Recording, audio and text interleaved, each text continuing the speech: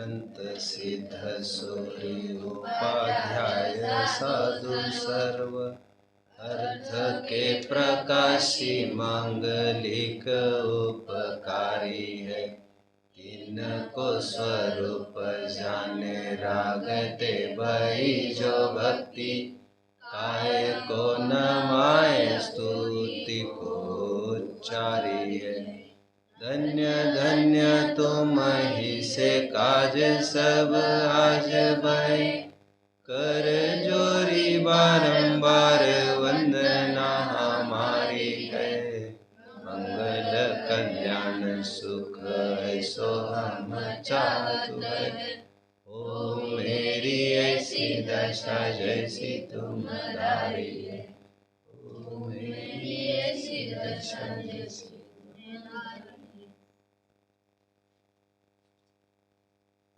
जीवन में सुखी होने के लिए संघर्ष की नहीं समझ की जरूरत होती है। अतः हमें चाहिए कि हम प्रकृति से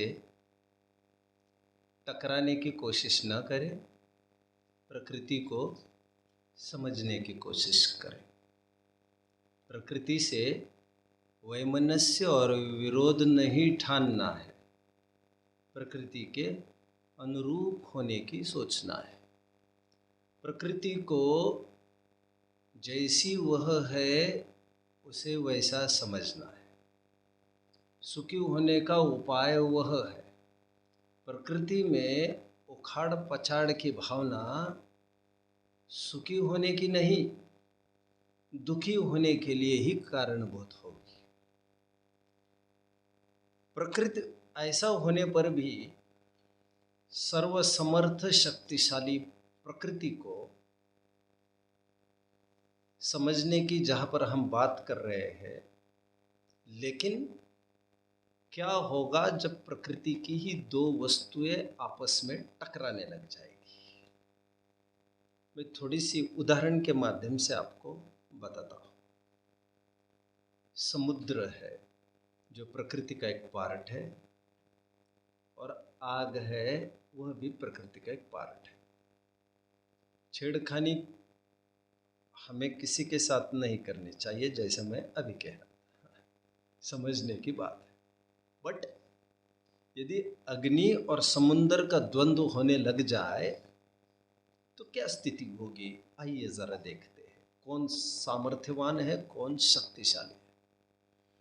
एक बार की बात है कि समुद्र ने गुस्से से आकर यह कहा, अपने पेट में धधकती हुई अग्नि को गुस्से से यह कहा, पेट में धधकने वाली अग्नि मतलब बड़वाग्नि। बड़वाग्नि मैंने आपको शायद पिछली बार बताया होगा कभी। समुद्र के बीचों बीच एक आग भभकती रहती, निरंतर भभकती रहती, बड़वाग्नि कहते हैं उसे, बड़वानल कहते हैं। समुद्र ने गुस्से से उस अग्नि को एक बार यह कहा, तू क्यों भभकती रहती है रे? सालों बीत गए, युगों बीत गए तुम्हारे भड़के लेते हुए, फिर भी आज तक तो तुम मुझे सुखा तो नहीं पाई, मेरा अस्तित्व तो नष्ट नहीं कर पाई, जरा चुप भी रहोगी? अग्नि ने उसके उत्तर में यह कहा, मैं भले ही तुम्हें सुखा नहीं सकी, लेकिन मेरा अस्तित्व प्रूव करने के लिए इतना काफ़ी है कि आज तक जो तुम में बाढ़ नहीं आई है वो श्रेय भी मुझे ही जाता है। साधारण नदियों को भी बाढ़ आते देखने में आते हैं, गांव के गांव बह जाते हैं, मर्यादा का उल्लंघन कर जाते नदियां, विकराल रूप धारण करते। बट समुद्र के बिल्कुल तलहटी पर, बिल्कुल किनारे पर बड़ी बड़ी अट्टालिकाएं 10-10, 20-20 मंजिलें खड़ी है, क्योंकि वे जानती है अट्टालिकाएं भी कि हमारा बाल बाका नहीं होने वाला है, क्योंकि समुद्र अपनी मर्यादा को कभी नहीं लांघता, उसमें बाढ़ नहीं आती। उसका कारण उसमें धधकने वाली बड़वा। आत्मानुशासनकार गुणभद्राचार्य इस उदाहरण को देते हुए ये कहते हैं, समुद्र अपनी मर्यादा को प्रसारित नहीं कर सका, अपना विस्तार नहीं कर सका, उसका कारण उसके गर्भ में पलने वाला एक विकार। देखो जी, वो छोटा सा भी विकार होता है तो किस प्रकार अपने प्रगति को, अपनी गति को अवरुद्ध कर डालता है, बढ़ने के समस्त स्कोप को खत्म कर देता है। इसीलिए जीवों को चाहिए वे अपने में थोड़ा सा भी विकार हो उसको हटाने की पूरी कोशिश करे, निग्लेक्ट, इग्नोर नहीं करे कि इतना सा राग है, इससे क्या हो। उस राग की कणिका के ही कारण नकुल सहदेव को 33 सागर की जेल पड़ गई। निर्वाण काल, उनका निर्वाण में इतना बड़ा अंतराल आकर खड़ा हो गया। जरा सा अपराध करते हैं, उसके फल में कितनी सजा भोगनी पड़ती है।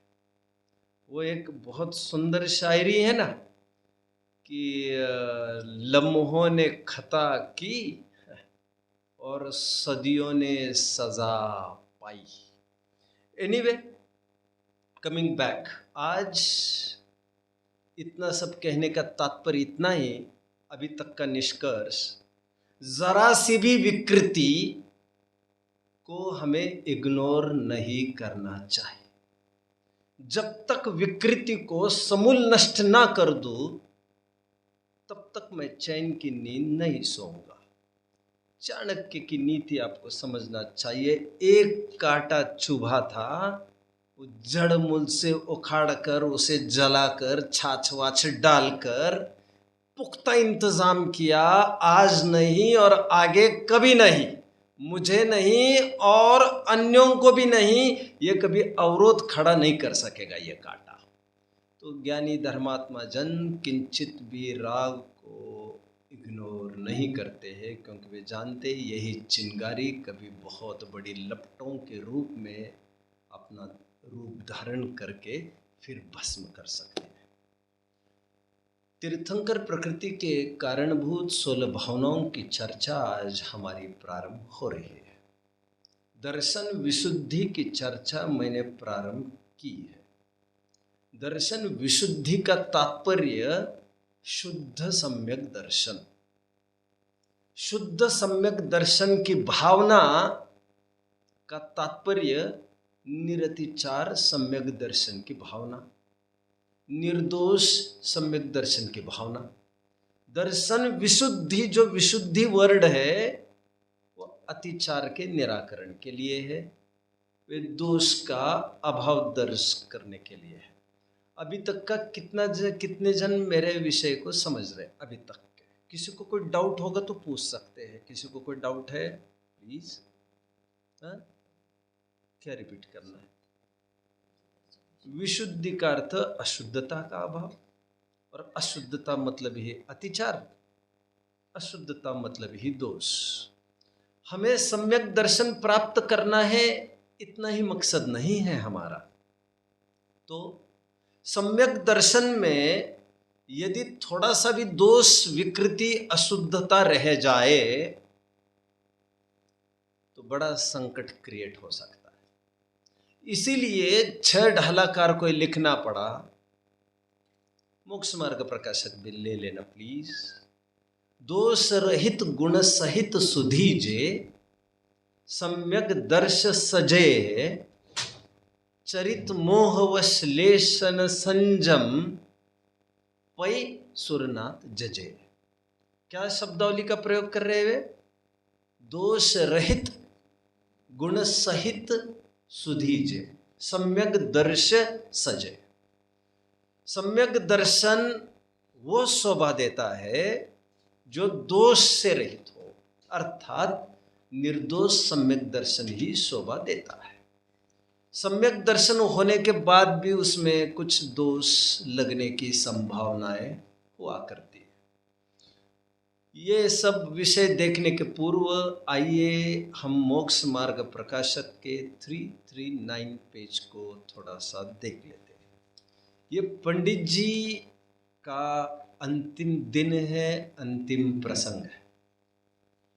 इसी पेज को लिखते हुए टोडरमल जी को सुनते हैं बुलावा आया था और समाज कंटकों ने, समाज द्रोहियों ने, धर्म विद्वेषियों ने एक प्लॉट करके कॉन्स्पिरेसी षड्यंत्र के तहत राजा को कुछ शिकायत करके टोडरमल जी को आज के दिन कुछ ही घंटों के बाद हाथी के पैर के नीचे कुचला जाने वाला है।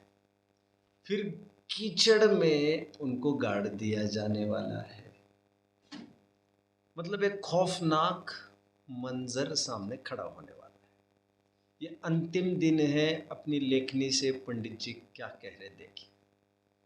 वे ये कह रहे हैं, वैसे सम्यक दर्शन की ही चर्चा कर रहे थे। सम्यक दर्शन के 8 लक्षण 8 अंग, ऐसा कुछ हेडिंग है यहाँ पर 338 पर। अच्छा, सम्यक दर्शन के 25 दोषों की बात कर रहे हैं। ठीक है, मैं भी पेज थोड़ा खोल ही लूँ पहले। एनीवे, हाँ, सम्यक दर्शन के 8 अंग, लेफ्ट की मैं बात कर रहा था 338 पर, एंड आई वाज राइट। मैं अनुमान से बोल रहा था ये सब।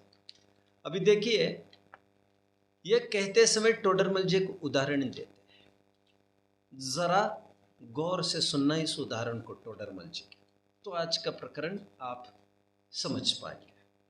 आज का प्रकरण किस बिंदु के इर्द गिर्द में घूम रहा है भैया?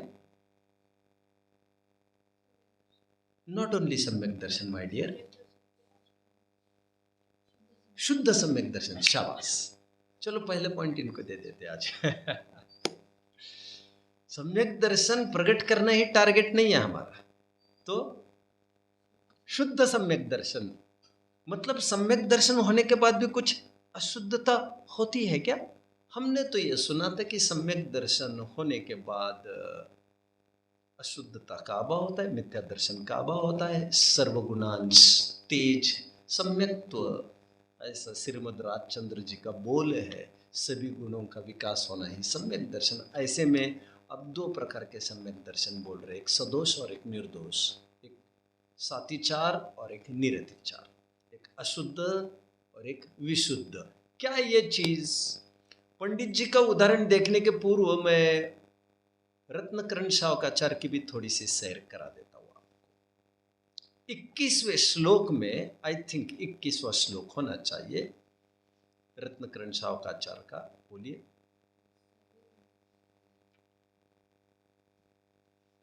सर्वगुणांश तेज सम्यक्त्व, सभी गुणों के आंशिक विकास को ही सम्यक्त्व कहते हैं। एनीवे, 21वें श्लोक में रत्नकरण शावकाचार्य के समंत भद्र आचार्य देव आज कुछ कहते हैं। वैसे समंत भद्र आचार्य देव सम्यक दर्शन का निरूपण किए जा रहे थे। प्रारंभिक 41 श्लोकों में सम्यक दर्शन का निरूपण है, जो बहुत जल्द ही अगले साल हम उसको पढ़ने का विचार करेंगे। तो जब सम्यक दर्शन की चर्चा करते समय 8 गुणों की चर्चा करने के उपरांत समंत भद्राचार्य देव लिखते हैं, नांगहीनम है वो श्लोक, मैं अनुमान से बोल रहा हूं, देख लेना एक दिया हुआ होगा। नांगहीनम मलम छेत्तुम दर्शनम जन्म संततिम नहीं मंत्रोक्षर न्यूनो निहंति विषवेदना। मांत्रिक वगैरह होते आप सब जानते हैं, मंत्र के ज्ञाता। कुछ कुछ मांत्रिक ऐसे देखे हैं मैंने, जो किसी को सांप काट गया हो, मैंने कभी जिक्र भी किया था आपको, 500 किलोमीटर दूरी पर खड़े हो मांत्रिक, उन्हें बस फोन कर दीजिए आप, और फोन वहां पर रख लीजिए जिन्हें सर्पदंश हुआ है, वे वहां से मंत्र पढ़ते जाते और यहां पर जहर का उतरता जाता है। निमित्त नैमित्तिक संबंध बड़ा प्रबल है। बट उस मंत्र के ज्ञाता की इतनी सिद्धि चाहिए उस मंत्र पर, यदि उस मंत्र का अक्षर यहां वहां हो जाए ना, तो उसको और दुगनी रफ्तार से भी जहर चढ़ सकता है। इतना ही नहीं, उसके स्वयं के ऊपर भी जहर चढ़ना चालू हो सकता है। क्योंकि मंत्र विद्या से जहर उतारा जाता है तो मंत्र विद्या से जहर चढ़ाया भी जा सकता है, उसको कोई सापों की जरूरत नहीं होती है। मंत्र विद्या एक स्वतंत्र विद्या है। कितने जन समझ रहे? लक्ष्मण को शक्ति ही तो लगी थी, याद आ रहा है आपको? जब शक्ति लगी थी, अब मैं ज्यादा उलझना नहीं चाहता क्या हुई होगी शक्ति, क्या रहा होगा, और फिर उस शक्ति को उतारा ही तो गया था। कितने जन मुझे फॉलो कर रहे हैं? एनीवे, और हम जानते हैं श्रुत पंचमी के दिन एक कथा हम सबने सुनी है, जब पुष्पदंत और भूत बलि जी को, दो शिष्यों को धरसेन आचार्य देव ने ग्रंथ लेखन के लिए नियुक्त करना उचित समझा, तो उन्होंने सोचा let's start with a test, और उस परीक्षा में ही उन्हें दो सूत्र दिए गए। एक जन को सूत्र में एक अक्षर ज़्यादा था, एक को कम था। जिसको कम था वो सिद्ध करते करते उसे कानी देवी दिखाई दी, और जो अधिक अक्षर वाला था उसे सिद्ध करते करते उन्हें एक अतिरिक्त दांत वाली देवी सिद्ध हुई। कितने जन को ख्याल में है ये कथा? मंत्र यहाँ वह हो जाए तो अर्थ का अनर्थ भी कर बैठता है। आचार्य देव यहां पर ये कह रहे हैं, जिस प्रकार नहीं मंत्रोक्षर न्यूनो निहंति विश्वेदनाम, जिस प्रकार मंत्र में न्यून अक्षर होगा तो वो विष का हनन नहीं कर पाता, ठीक उसी प्रकार 8 अंगों में यदि एक अंग भी हीन होगा सम्यक दर्शन में, तो जन्म संतति का छेद वो नहीं कर पाता। कितने जन मुझे समझ रहे हैं? स्पेशली नए बच्चे। अच्छा, मुझे सही सही बताना है, ओके? मतलब मैं क्षमा चाहता हूँ, मैं बहुत गहराई तक नहीं जा पाऊँगा, आगे पीछे आपके समाधान करता रहूँगा मैं इस कक्षा के अलावा के समय में। चूँकि अभी रिकॉर्डिंग हो रहा है तो मैं बहुत एंटरटेन नहीं कर सकूँगा आपको, फिर भी मैं ये चाहूँगा ज़रूर कि जहाँ समझ में नहीं आता और मैं पूछूँ तो आप कहे ज़रूर कि मुझे समझ में नहीं आया है।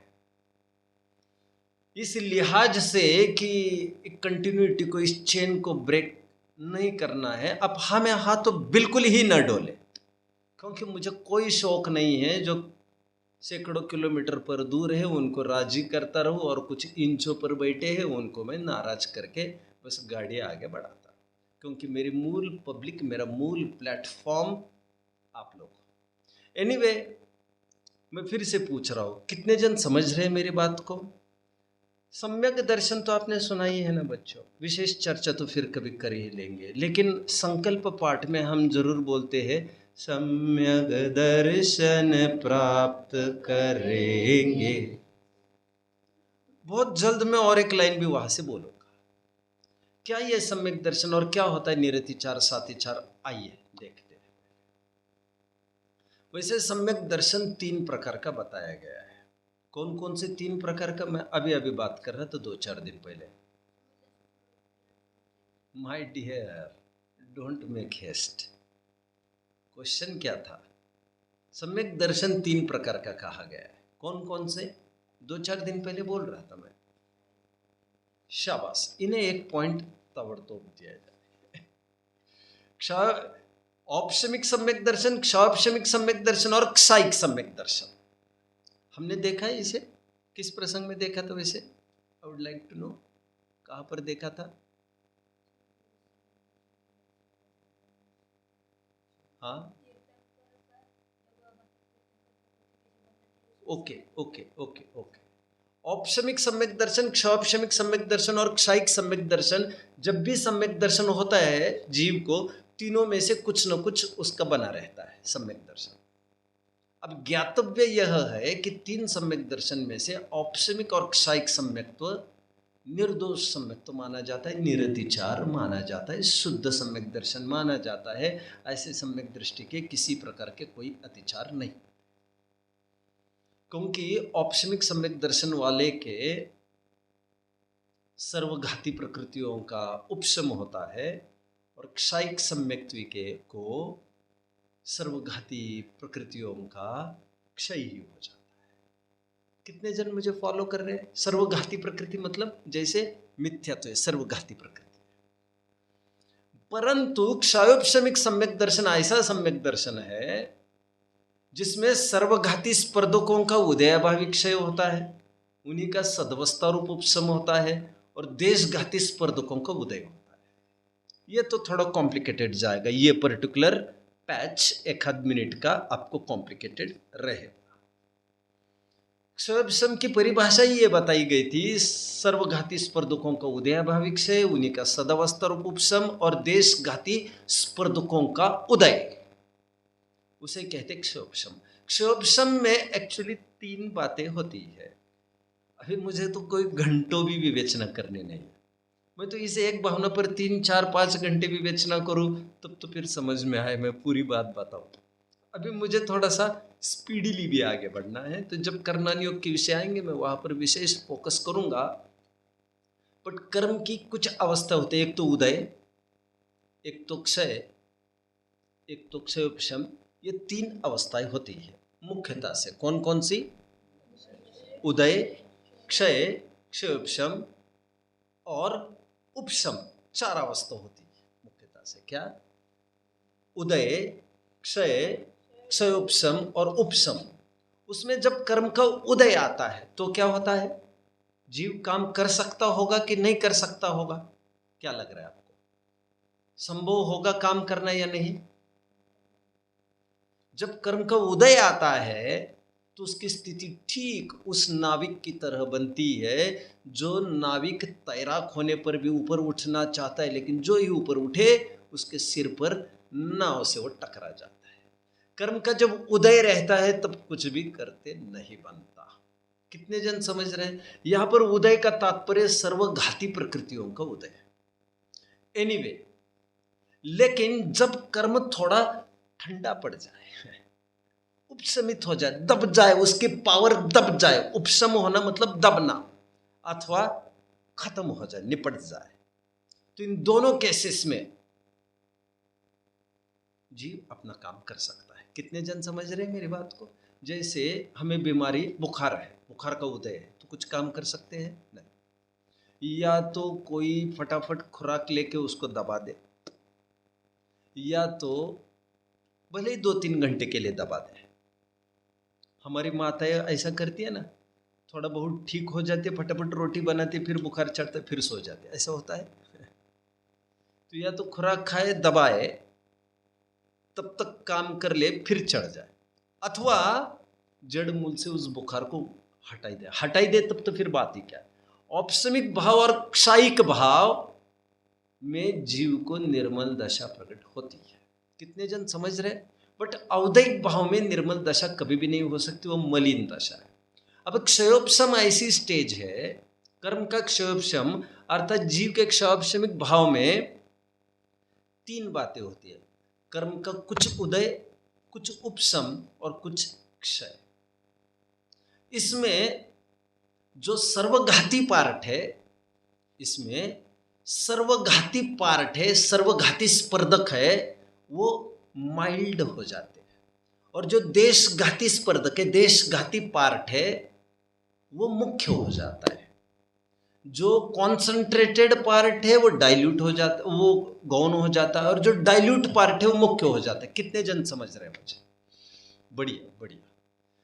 तो ऐसी स्थिति में क्षयोपशमिक सम्यक्त्व के काल में जब देशघाती स्पर्धक का उदय होता है तब अतिचार लगते हैं। सम्यक प्रकृति देशघाती प्रकृति कही गई है, इसके उदय में सम्यक दर्शन में अतिचार लगते हैं, कुछ दोष लगते हैं, क्योंकि है तो वो मिथ्यात्व का ही टुकड़ा ना, बट दोषी लगते हैं, वे अभाव नहीं करते हैं सम्यक्त्व का। कितने जन समझ रहे? देखो 3 स्थितियां हैं, निरतिचार, सातिचार और अनाचार। 3 शब्दों को समझे। कौन कौन से? निरतिचार, सातिचार और अनाचार। अनाचार की स्टेट ऐसी है जो तीव्र बंध के कारणभूत है। अनाचार मतलब मिथ्या आचार वाला, खराब आचार वाला। निरतिचार कौन है? जो निर्दोष प्रवृत्ति को पालने वाला। सातिचार वाला कौन है?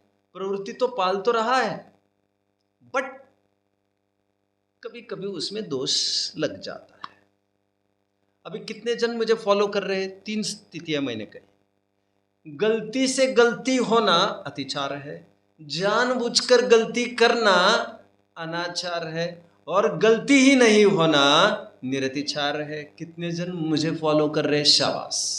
कुछ सम्यक दृष्टि ऐसे होते, क्षायिक और औपशमिक, वे निरतिचार सम्यक दर्शन का पालन करते हैं। उनके सम्यक दर्शन में कोई दोष, अतिचार, अशुद्धता नहीं आती। बट क्षायिक सम्यक्त्व में हमने शायद पिछले साल चलमल अगाढ़ दोष पढ़ा है। चलमल अगाढ़ दोष, ये 3 दोष क्षायिक सम्यक्त्व के ये दोष होते हैं। उसमें कुछ दोष लग जाते हैं, बट वे दोष लग जाते हैं, वो सातिचार पालन है, उससे मिथ्या तो नहीं होता। मतलब वो गलती से गलती होने की बात है, उसका भी अभाव करने की वे कोशिश करते हैं, और एक दिन क्षायिक सम्यक्त्व तब्दील हो जाता है क्षायिक सम्यक्त्व रूप। कितने जन मुझे फॉलो कर? शाबाश। अब आइए, मैं टोडरमल जी का कुछ उदाहरण दे रहा था आपको, पहले उस उदाहरण को दे दो। टोडरमल जी ये कह रहे हैं कि मैं 3 स्लाइड्स आपके सामने खड़ी करता हूं बच्चे। आपका दोस्त, मैं पहले तो 2 स्लाइड्स रखना चाहता हूं आपको। आपका दोस्त किसे बनाना चाहेंगे? एक लूला लंगड़ा आदमी, स्लाइड 1, अथवा एक हाथ जिसे नहीं है ऐसा वाला आदमी ले लो, अथवा एक बंदर जो सर्वांग हो। दोनों में से आप किसे दोस्त बनाना चाहेंगे? प्रैक्टिकली सोचकर बताओ, भावनाओं के स्तर पर आपको नहीं सोचना है।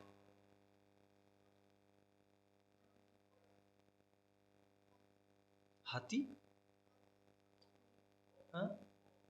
आदमी या बंदर, 2 ऑप्शन है।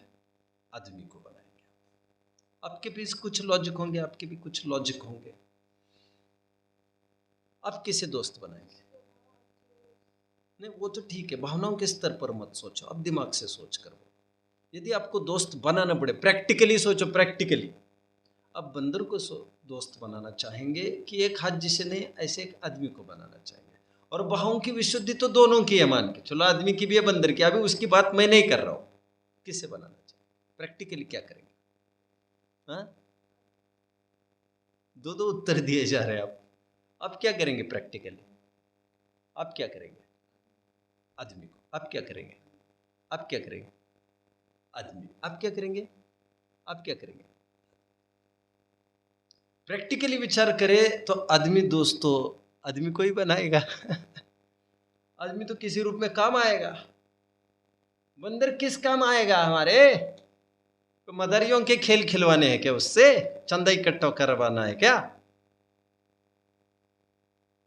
टोडरमल जी ये उदाहरण दे रहे और कह रहे कि आदमी तो आदमी है, परंतु यदि तीसरी स्लाइड में खड़ी करूं सकलांग मनुष्य की, तो अब 3 स्लाइड्स में किसको ऑप्ट करेंगे?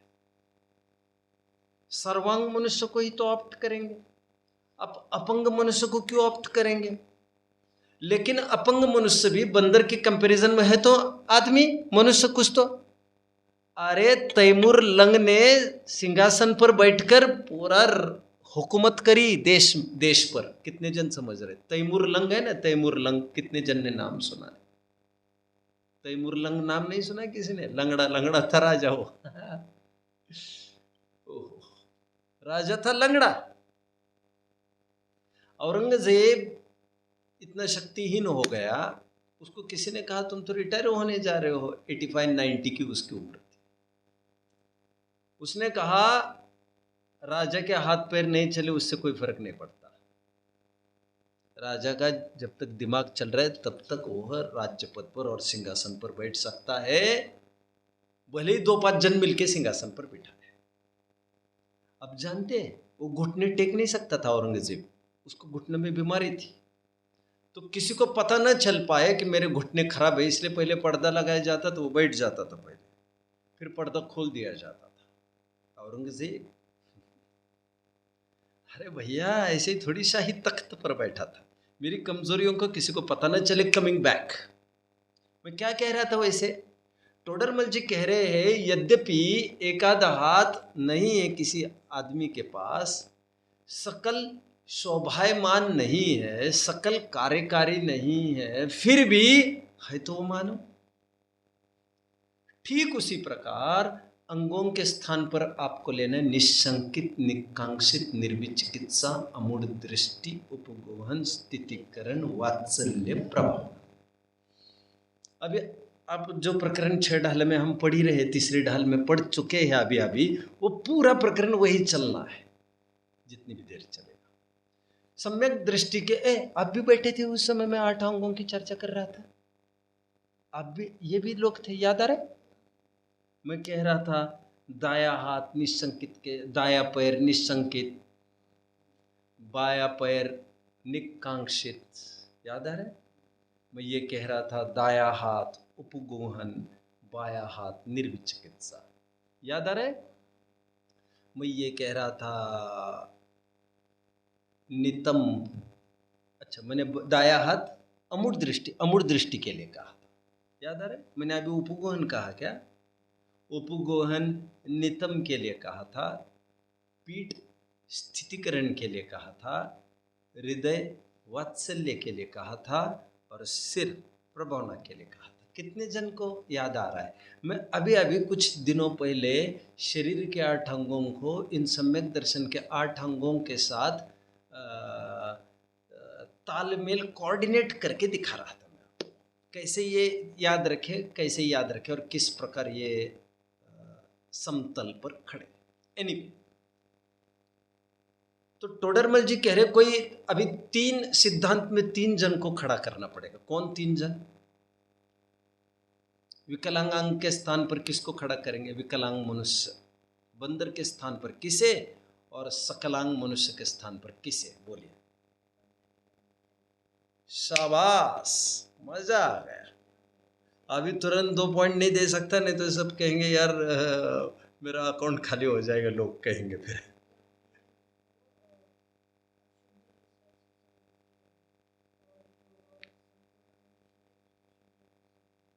कितने जन फॉलो कर रहे हैं? 3 उदाहरण के 3 सिद्धांत। बंदर के स्थान पर यहाँ पर मिथ्या दृष्टि समझना, भले ही समस्त अंग उपांग है लेकिन उछल कूद से परेशान ही करेगा। ठीक उसी प्रकार भले ही द्रव्यलिंगी मुनि भी क्यों न हो, मिथ्या दृष्टि की कहा बात है, बाह्य समस्त अंग का पालन करता हुआ नजर आता है, बट ऐसा होने पर भी वो मोक्ष मार्गस्थ तो नहीं। एंड कोई जो विकलांग मनुष्य है उसके स्थान पर लेना है सातिचार सम्यक दृष्टि। सम्यक दृष्टि तो है लेकिन कुछ अतिचार है, लेकिन स्वाभाविमान तो नहीं है।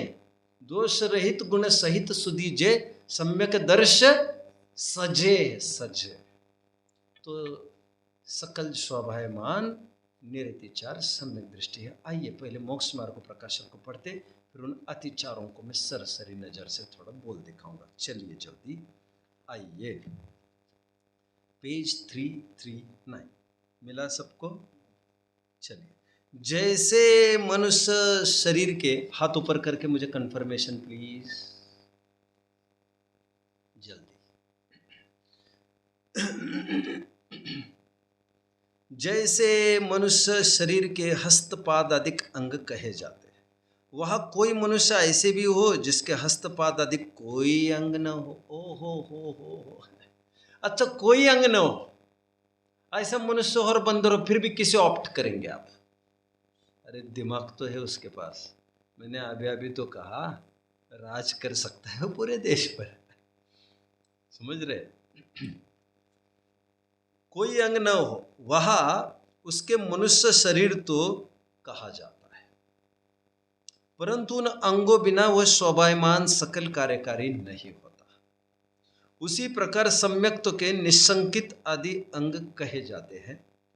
वह कोई सम्यक्त्व ऐसा भी हो जिसके निशंकित तत्व आदि में कोई अंग न हो। मैंने कुछ मिस किया? सही है ना? उसी प्रकार सम्यक्त्व के निशंकित आदि अंग कहे जाते। वहाँ कोई सम्यक्त्व ऐसा भी हो जिसके निशंकित तत्व आदि में कोई अंग न हो, वह उसके सम्यक्त्व तो कहा जाता है, परंतु उन अंगों के बिना वह निर्मल सकल कार्यकारी नहीं होता। तथा जिस प्रकार बंदर के भी हस्तपाद आदि अंग होते हैं, परंतु जैसे मनुष्य के होते वैसे नहीं होते, उसी प्रकार मिथ्या दृष्टियों के भी व्यवहार रूप निशंकित आदिक अंग होते हैं, परंतु जैसे निश्चय की अपेक्षित सापेक्षता सहित सम्यक्त्व के होते हैं वैसे नहीं होते हैं। क्रियाएं भले ही वैसी की वैसी दिखे, लेकिन वो मजा नहीं रहता। मिथ्या दृष्टि की क्रियाएं सम्यक दृष्टि की क्रियाओं को कभी कभी टक्कर देती दिखे, बट वैसी बात नहीं रहती। वैसी बात नहीं रहती मतलब क्या कहते हो उसको? सीरत नहीं अच्छी तो सूरत फिजुल है। जिस गुलशन में, जिस गुल में गुलशन नहीं, वो तो कागज का फूल है। कागज का फूल भी अच्छा दिख सकता है, हाँ या ना? और कदाचित जो एक्चुअल फूल है वो पंखुड़ी के बिना हो तो कदाचित अच्छा न दिखे, बट सुगंधित फूल तो यही है, हाँ या ना? अभी मैं दोषों का चार्ट आपके सामने बनवा लेता हूं, आप इमेजिन करें। सम्यक दृष्टि के जब अतिचार होता है क्षाक्षमिक सम्यक्त्व के, तो किस प्रकार का अतिचार, किस प्रकार का दोष हो सकता है हम देखते हैं। उस दोष से वो मिथ्यात्व नहीं हो जाता, बट हाँ एक अलार्म हो गया। ये अलार्म किस बात का अलार्म है? ये एक सावधान का, प्रिकॉशन का एक अलार्म है कि ज़्यादा टाइम तक चला, उपाधि बुद्धि से ये दोष चला तो मिथ्यात्व में भी आ सकते हैं, बट अतिचार लगने मात्र से मिथ्यात्व में नहीं आ जाते तुरंत। कौन कौन से 25 दोष है, आइए हम देखते हैं। वैसे छह डाला में बहुत सुंदर पंक्तियां हैं, बोलिए जरा सभी जन, कौन सी पंक्तियां है? अष्टांग और 225 वो तो एक लाइन है, और जिसमें 25 दोष साफ साफ दृष्टिगोचर होते। वसुमदटारी निवारी त्रिशटता, षटनायतन त्यागो, शंकादिक वसु दोष विनाशम, वेगादिक चित पागो। अभी अभी हम 25 दोष देख रहे। शंका आदि 8 दोष, शंका, कांक्षा, विचिकित्सा, अमूढ़ दृष्टि, फटाफट लिख लेंगे। अब बाद में इनसे टेबल बनवा लेना इनके हेल्प से। देखो एक हेडिंग बनेगा सम्यक दर्शन के 25 दोष, एक हेडिंग ये बनेगा। उस हेडिंग के अंतर्गत एक लाइन खींचिए और उसके 4 सेक्शंस बनाए। 4 सेक्शंस मतलब 4 एरोस करिए। पहले एरो के नीचे लिखिए शंका आदि 8 दोष, जो कि है शंका, कांक्षा, विचिकित्सा, मूढ़ता, अनुपगोहन, अस्थितिकरण, अवात्सल्य, अप्रभाव।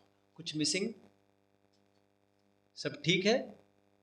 दूसरे कॉलम में 8 मद, ज्ञान आदि 8 मद।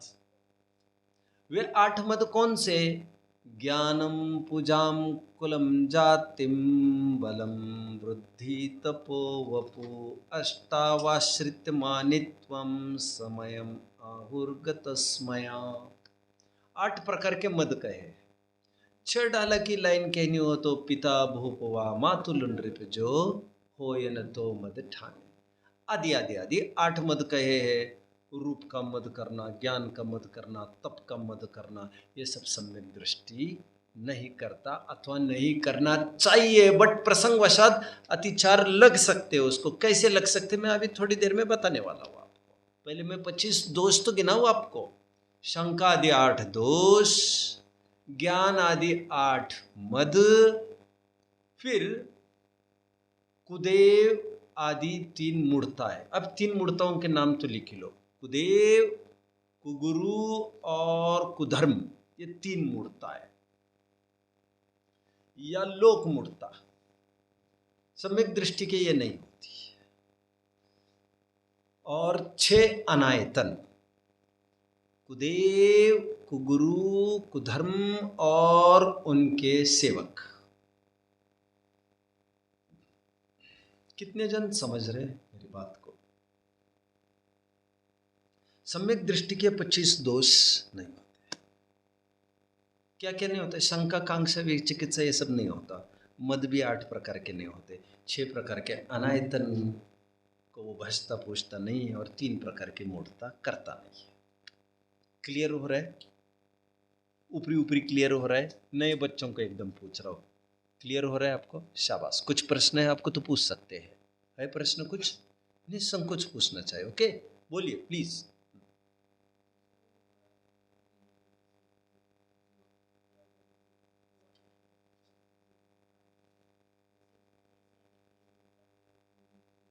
एक ही बात है, एक ही बात है। एक्चुअली 3 मूर्ता में जो आए हैं वही षट अनायतन में 3 फिर से ले लिए हैं, स्ट्रेस ज्यादा आने के लिए। कितने जन मुझे फॉलो कर रहे हैं? वैसे विचार करें तो निशंकित में भी फिर, और जो शंका, कांक्षा आदि 8 दोष बताए उसमें मूर्ता में भी फिर वही आए हैं, हाँ या ना? 25 दोष में आप देखेंगे ये 3 मूर्ता है, 6 अनायतन, एक सरीके ही दिख रहे। अरे और तो और जो 8 दोष है शंका, कांक्षा आदि, उसमें भी तो मूर्ता लिखा है। मतलब ये सब देखकर ये ख्याल में आता है कि चरणान योग में देव शास्त्र गुरु के शब्दान को सम्यक दर्शन कहते हैं। इसलिए 25 दोषों में मेजॉरिटी देव शास्त्र गुरु से ही संबंधित उन्होंने रखा है।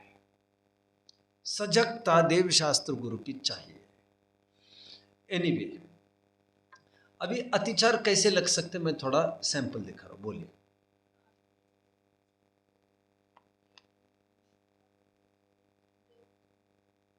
कुधर्म या लोक मूर्ता, मैं कुछ एक घटित करके दिखा सकता हूं। क्या घटित करके दिखाओ अभी बताओ? मैं शंका घटित करके दिखा सकता हूं। पहला ही शंका का तात्पर्य भय। सम्यक दृष्टि भयभीत नहीं होता। संकल्प पाठ की और एक लाइन बोलिए। सप्त भयों से नहीं डरेंगे। सप्त भय, इहलोक भय, परलोक भय, मरण भय, अगुप्ति भय, अरक्षा भय, अकस्मात भय, और क्या बचा देख लेना। ये कि 7 प्रकार के भय से वो रहित होता है। लेकिन ऐसा होने पर भी अतिचार कैसे लग सकता है देखिए। कदाचित वह भी डर सकता है। एकदम जोर की आवाज आई तो वो भी थोड़ा सा आपको हिलता हुआ दिख सकता है, क्योंकि वो अपने अपने काम में मस्त होगा। हो सकता है ऐसा भी हो। आपको ख्याल में होगा जब भद्रबाहु जी ने, ये भद्रबाहु कौन है? भद्रबाहु कौन है? ये हमारे अंतिम श्रुत केवली भद्रबाहु। श्रुत केवली, केवलियों के बाद 5 श्रुत केवली हुए। पिछले साल मैंने ये सब बताया था, आपको याद आ?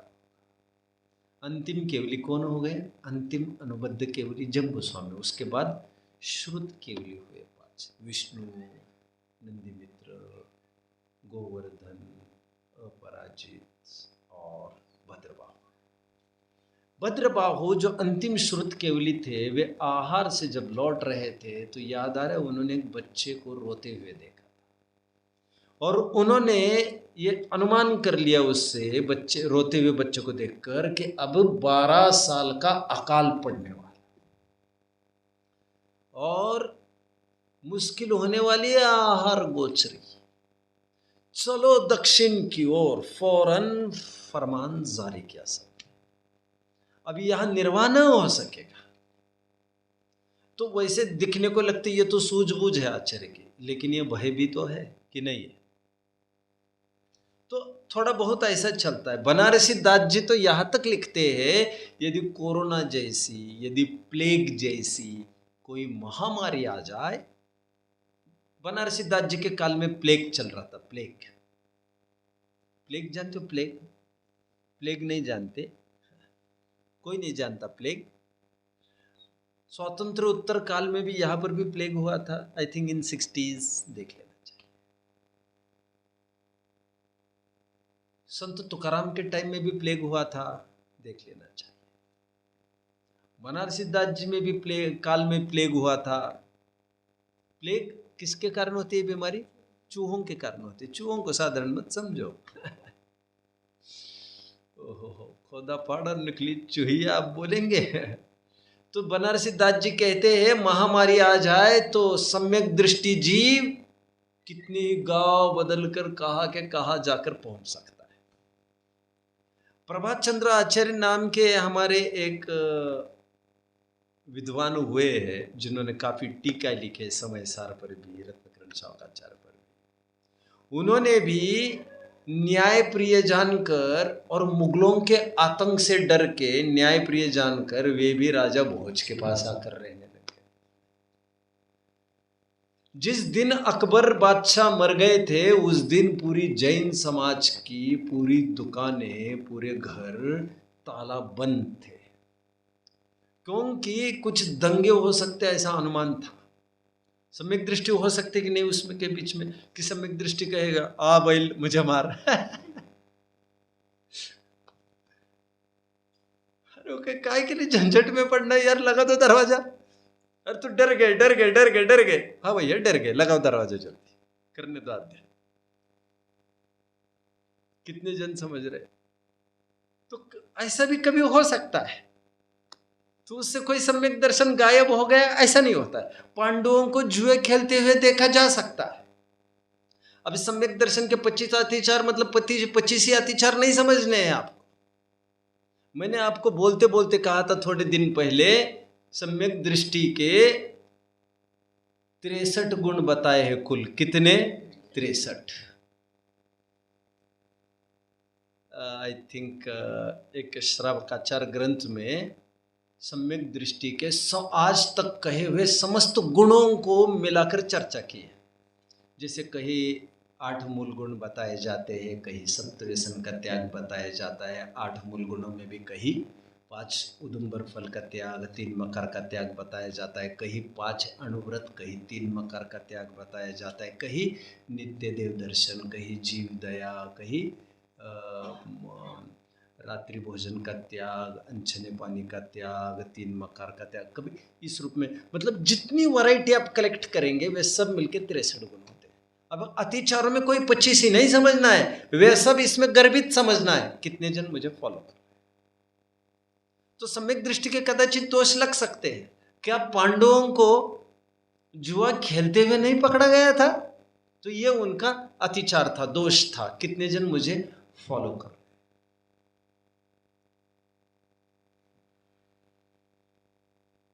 सम्यक दृष्टि के जीवन में भी ऐसा देखने में आ सकता है, तो उनके सम्यक्त्व पर प्रश्न चिन्ह खड़ा नहीं करना चाहिए। एनीवे, एक सूत्र देख लेते हैं, तत्वार सूत्र के 7वें अध्याय का 23वां सूत्र देख लीजिए। लोग पूछते हैं कि क्या सम्यक दर्शन, क्या चौथे गुण स्थान में भी अतिचार होते हैं क्या? अभी कौन सा वृत्ति हुआ है ये जो इसके अतिचार होंगे? लेकिन भैया होता है, होता है। सम्यक दर्शन के भी अतिचार कहे हैं, देख लीजिएगा सूत्र, वहां पर सूत्र होगा। कितने जन पढ़ रहे हैं उस सूत्र को? शंका, कांक्षा, विचिकित्सा, अन्य दृष्टि, प्रशंसा, संस्तवा, सम्यक दृष्टेरतिचारा मिला। अभी यहां पर तो 5 अतिचार लिखे सम्यक तो के। क्यों 5 लिखे हैं? क्योंकि वे 5 अतिचार सबके कहते जा रहे थे, व्रतों के भी 5, तो उस ट्यून पर वे सम्यक दर्शन के भी 5 अतिचार कह रहे। तो इस 5 अतिचार में शंका आदि 8 दोष भी शामिल समझना, मद भी शामिल समझना, ये सब शामिल समझना। कभी कभी ऐसी भी भाषा बोल जाते ज्ञानी जिसमें से घमंड जैसा झलकता है, लेकिन ऐसा नहीं समझना चाहिए कि वे मिथ्यात्व में आ गए। और कभी कभी वह जरूरत हो जाती है बोलने की। जैसे उदाहरण के तौर पर समंत भद्राचार्य देव कहते पाए जाते हैं, राजा के दरबार में जा जाकर, राजा शिव कोटि के दरबार में जाकर वे कहते हैं, हे राजन,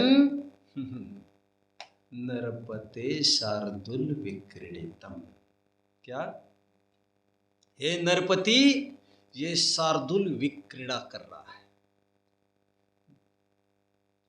अन्य मतियों का विग्रह करने के लिए मैं एक शेर की भांति वादार्थी विचराम्यहम नरपते शार्दुल विक्रीडितम। क्या? वादार्थी विचराम्यहम, मैं वाद विवाद करने के लिए विचरण कर रहा हूं, मैं एक शार्दुल की तरह दहाड़ रहा हूं, जिसमें ताकत है, जिसने माँ का दूध पिया है। कोई माँ का लाल हो यदि मेरे सामने अगर जरा बात करके दिखाओ। कौन बोल रही है? समंत भद्राचार्य। पुरतो जैन निर्ग्रंथवादी, यस्यास्ति शक्ति स वदतु पुरतो जैन निर्ग्रंथवादी। जिसमें ताकत है वो इस निर्ग्रंथवादी के सामने आकर बात करे। अब ये झलक कैसे रही है बातें? क्या ये कैसे झलक? ये थोड़ा ईगो झलक रहा है, ईगो इसमें। लोगों को लगता है बहुत शाना समझता है सबको। अरे शाने तो है ही भाई, समझने की क्या बात है उसमें। तो कभी कभी ऐसी भी भाषा हो जाती है ज्ञानियों की। टोडरमल जी ने लिखा है ना, वक्ता का क्रोध भी क्षमा का भंडार है, क्रोधी वक्ता भी क्षमा का भंडार है। वक्ता से आपको कभी कोई दगा धोखा नहीं हो सकता। जो धर्म मार्ग में ही प्रवीण है उसकी हर सलाह हमारे लिए कारगर है, उसकी हर फटकार हमारे पीठ पर पड़ी हुई एक थाप है। मेरे पिताजी कभी कभी ये कहते हैं, मराठी तो आप लोग सब समझते हैं ना, मला आईनं लई मारलं। मेरे पापा जी थोड़ी ठीक मराठी बोलते, मैं तो घटिया मराठी बोलता हूँ थोड़ी सी। मेरे पापा जी कहते कि मेरी माँ ने तो मुझे बहुत मारा जब मैं छोटा था, पण त्यावेळी तो मार मला फुलांचा वर्षाव होता। काय? लेकिन हमें माँ बाप अच्छे कहाँ दिखते। अरे इसीलिए तो तुम बच्चे हो अभी, जिस दिन तुमको साफ साफ दिखेगा तब तुम बड़े हो चुके हो। बड़े और बच्चों में कुछ तो फर्क होता है ना। आप समझ रहे कैसे अतिचार लग सकते हैं सम्यक दृष्टि के जीवन में। सम्यक दृष्टि के जीवन में भी कहते ना, बड़े बड़े लोगों से छोटी छोटी गलतियां होती रहती है। सुनी है ये कहावत आप लोगों ने? तो ये छोटी मोटी बातें हुआ करती है। आज अंबानी ने एक दिन में, अंबानी की कितनी इनकम है भैया? हजारों करोड़ की इनकम एक दिन में कमाता है। तो इसका मतलब कुछ भी नुकसान नहीं होता है, ऐसा है क्या? गाड़ी पंक्चर नहीं हुई होगी क्या? कुछ चोरी नहीं हुई होगी क्या? आज अस्पताल में कोई एडमिट नहीं हुआ होगा क्या? उनके घर का कोई एक्सीडेंट नहीं हुआ होगा क्या? कुछ हुआ नहीं होगा क्या? अरे इन छोटी मोटी बातों को कौन पूछता है यार? उससे कोई अमीरी से कोई गरीबी में थोड़ी आता है। हाँ, बट इतनी सी भी नुकसान बर्दाश्त नहीं है, उसको लेट गो करने लगे नहीं, उससे कोई फर्क नहीं पड़ता, कोई फर्क नहीं पड़ता। तो भैया आज इतनी सी कमी है, कल इतनी बड़ी कमी हो जाएगी। कितने जन समझ रहे? दर्शन विशुद्धि भावना यह बताती है कि सम्यक दृष्टि को निरंतर यह भाव होता रहता है कि थोड़े भी दोष जो लग रहे हैं मेरे सम्यक दर्शन में, वे नहीं लगने चाहिए। आज मैंने कैसे शंका उत्पन्न की है? मैं पैसा कमा के दिखाऊंगा, 2 साल में इतना करके दिखाऊंगा, ऐसे कैसे मैंने चैलेंज दे दिया ये? क्योंकि पुण्य के प्रमाण ही सब व्यवस्थाएं होती है, मेरे करने से थोड़ी ना हो जाता है कोई। श्रीमद राजचंद्र, चलो समय तो हो गया, श्रीमद राजचंद्र जी ने कभी किसी को कर्जा दिया था, डीड कर दी थी, उसकी लिखा पढ़ी हो गई थी, और 2-3 साल के बाद, 3 साल के बाद 30 अप्रैल को यह तय हुआ था कि आज मुझे पैसा मिलना है। दूर से ही श्रीमद जी ने देखा वे 2 लोग आ रहे हैं जो कर्जे लिए थे, तो उन्होंने फटाफट वो डीड जो मुनीम ने सुबह सुबह निकाल कर रखी थी, वो डीड टेबल पर लाकर प्लेस की। कि उनकी सिग्नेचर वाली वो उनको लौटा देंगे, गिरवी सामान दे देंगे और वो पैसा ले लेंगे। कितने जन समझ रहे हैं? लेकिन जैसे ही वो आकर गिड़गिड़ाने लग गए, नुकसान बताने लग गए, तो श्रीमद जी का डायलॉग क्या था? श्रीमद दूध पी सकता है, किसी का खून नहीं। ले लो भैया, तुम्हें नुकसान हुआ है, ये पैसा ले जाओ, पैसा नहीं चाहिए मुझे तुम्हारा। और सुनो, ये तुम्हारी गिरवी चीजें भी ले जाओ यहाँ से, और ये रहा आपका डीड, ये मैं यहाँ पर फाड़ रहा हूँ, खत्म कर दिया उसको। कितने जन फॉलो कर रहे हैं मुझे? सम्यक दृष्टि से भी कभी कभी कुछ न कुछ दोष हुआ करते हैं। सम्यक दृष्टि स्वयं उन दोषों का अभाव करना चाहते हैं। दुनिया क्या टोकेगी मुझे, मेरा अंदर का भगवान स्वयं इसको पसंद नहीं कर रहा है, मैं स्वयं चाह रहा हूँ इसका अभाव करना, मैं स्वयं छटपटा रहा हूँ इन कमियों को दूर करना। इसलिए सम्यक दृष्टियों की कोई कमियां गलतियां कहते हैं तो सम्यक दृष्टि सहजता से उसे स्वीकार कर लेते। मुझे अकल नहीं देना है, समझ में आया? साढ़े शाणे नहीं सम्यक दृष्टि तुरंत समझ जाता, हाँ मेरी गलती हो गई, ये मैं एक्सेप्ट करता हूँ इसको। बनारसी दास जी कहते हैं, सबके लघु भैया है, सबके कुबोल सहे। समयसार नाटक में कोई कुछ कहते तो सुन लेते, कहाँ पछड़े में मुझे क्या कर। एनीवे, ये सम्यक दृष्टि को ऐसे अतिचार लग सकते हैं और वे भावना बहते हैं कि ऐसे अतिचार हमारे जीवन में ना हो, किंचित भी शंका ना हो, किंचित भी कांक्षा ना हो, किंचित भी किसी की ग्लानि देखकर कदाचित ऐसा किया हो तो उससे मिथ्यात्व तो नहीं हो जाता, लेकिन वो स्वयं विचार करता है, ये कहने का क्या तात्पर्य था, शरीर में तो वही पूरा भरा है। तो वो सहज होने वाले दोषों के प्रति रिग्रेट करता है, भावना बहता है उससे मुक्त होने की। शुद्ध सम्यक दर्शन की भावना बहता है, निर्दोष सम्यक दर्शन की भावना बहता है। इसे कहते दर्शन विशुद्धि भावना। कितने जन मुझे फॉलो कर रहे हैं? शाबाश।